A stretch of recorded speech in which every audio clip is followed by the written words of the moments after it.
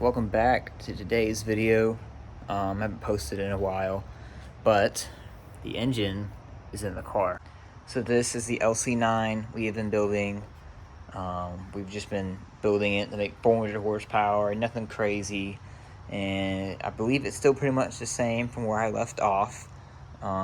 Since my last video, I don't remember what all I went over, but I've been trying to fire this thing up on the stand for a while now, and there were many unsuccessful attempts, but I think I've got the problem figured out. But it was a little later, so we're just going to fire it up with it in the car whenever my tuner can come and fix the problem.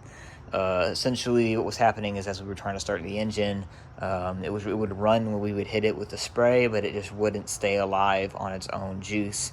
So we did some testing, did some diagging, looked at some numbers, and the fuel injectors weren't pulsing. The VATS has been disabled. I even had my big snap-on scanner on there that was saying, it was even telling me, which I thought that was kind of cool, it told me, it was telling me that the VATS wasn't active. Like it was not in like security mode where it wasn't going to pulse the injectors or anything, which was kind of very helpful to at least eliminate that. So did some research, sent some tune files to some forums, and from what they have told me, it's the operating system.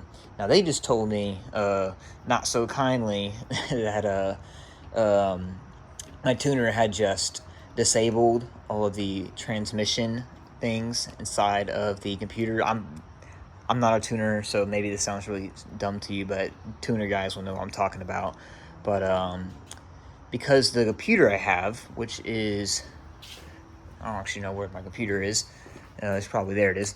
That computer is a Gen 4 E38 computer out of a 2013 Silverado with an automatic transmission, obviously, but it's an automatic transmission computer. So that's just my problem. And they noted in the tune that all the transmission stuff had been disabled, but they told me, they basically were like, hey, idiot, disabling that doesn't mean you're switching the operating system over to a manual operating system. And obviously, again, I don't tune, so I don't know all this. My tuner's never done like swaps before, so this is new to him. But they told me that you have to actually switch it to a manual operating system. Now, obviously, I took that with a grain of salt, but I wanted to figure out why it needs to be on a manual operating system and why it doesn't just work on a transmission operating system. And I did some research, and my theory to why it needs to be on a manual operating system if you're doing a swap with a manual transmission, or without a transmission computer at all, like in my case. It's because, so there is an automatic ECM, there's going to be a park and neutral sensor, right? And it wants to see that the transmission is not in gear so it can fire it up. If the transmission is in gear, then it won't pulse injectors, just like my case I'm having here. So I believe, and there is a wire, so if I ground the wire, I can trick it into thinking that it's in neutral and park, so it'll let me fire it up. But I think because it's not actually plugged into the TCM, because this wiring harness that I bought was for a standalone, it was a standalone LS harness, very basic harness, but it did come with the transmission stuff. And I deloomed the wiring harness and stripped out all of the transmission stuff, and I shortened the cam lines that originally were going to the TCM, then to the ECM, and I shortened them to just go to the ECM.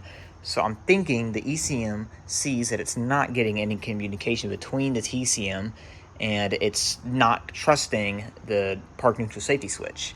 So I think it's in some kind of fail-safe mode, where since it doesn't see the transmission, it will not trust that the transmission is actually in park. So with that being said, you have to have it on a manual operating system that doesn't use a park and neutral safety switch. Now, this is really just a Gen 4 computer problem. The Gen 3 computers, I don't believe this is an issue. I believe you can really just get any Gen 3 computer, tune it, and delete VATS, and you're good to go. But obviously, this is a Gen 4 motor, and we're using a factory Gen 4 computer, which, yes, I could go standalone, but the engine will just run smoother and will be perfect for daily driving if I can get this factory computer working. Because if you really think about it, this little computer in here, think about your your Holly computers, right? A lot of guys like to run the Holly computers for racing and stuff. Think about it. Those computers was probably spent like thousands of dollars to program, design, and make that computer, right? This computer GM has probably spent millions of dollars making this computer right here. So obviously this is going to be the better computer, but it's not going to be the most swap friendly computer, which is what I am discovering the hard way. So, but you can switch your operating system. So there's two ways you can do it. You can switch your operating system, or you can buy a manual computer from like a manual Corvette or Camaro. So that is probably what we're going to end up doing. My tuner is going to try and switch the operating system so I don't have to buy another $100 computer. But yeah, so hopefully that's my problem. But anyways, back to the engine. So the way I went about swapping this engine into my Nissan, I think is a little bit more unique than the way most people go about it. Most people would just get a kit, right? Like, for example, I have the ISR kit. So the ISR mounts, the ISR oil pan, ISR trans mount. But the way I went about it, because the mount was pretty cheap, the oil pan was pretty expensive. But the ISR trans adapter, this is where I went and took a different route. So you can see this is my bell housing. I cut it off because we are using the ICT billet trans adapter, which if you look, you can see what's going on here. So you cut the bell housing off and you take off the retainer plate for the input shaft bearings, and then you put this onto that, and this is like your adapter. So this is a T56 bell housing. Now let me explain why this, in my opinion, is the better route to take than the typical trans adapter where you have a plate here and you're using their flywheel and their starter and whatnot. Now maybe that's easier, but this, for one, this was significantly cheaper. This kit was like $700 versus spending $1,200 on your ISR kit. And I like this kit a lot because you're using factory parts. The only thing that's not factory about this kit is the adapter itself, because you're using a factory throwout bearing, you're using your factory flywheel, and big plus, you're using your factory starter, because a lot of these aftermarket kits want you to use their starter, which is like $300, and their flywheel. So using this setup, you have more options to what kind of flywheel you want to run, whether it's a heavier or lighter weight one, and you also get to use just a factory GM starter. So your starter goes out, you're not spending $300 on an ISR starter or a Siki starter, Now here's I should say the problem with doing this. Obviously ICT Built is to make a whole swap kit that fits with their adapter. So we're probably gonna have to end up using our ISR adapter, but we're probably gonna end up having to re-drill the holes because we're gonna need it to line up with these holes here. So obviously with your adapter kit, that's gonna push the transmission back a little bit because you got that plate in there, right? But with this kit I measured, and the transmission length from the bell housing all the way back is actually shorter than with just the CD009, maybe about like half an inch, nothing crazy. So what's gonna happen is the kit is probably gonna be where it would bolt right here. The holes are probably gonna be like down here somewhere. So we're just gonna have to drill new holes most likely, and hopefully we don't have to cut or weld anything to mock it up to get it exactly where we want it. But yeah, so, and it's kind of nice. We got two, now I'm just now seeing this, there's like two different holes.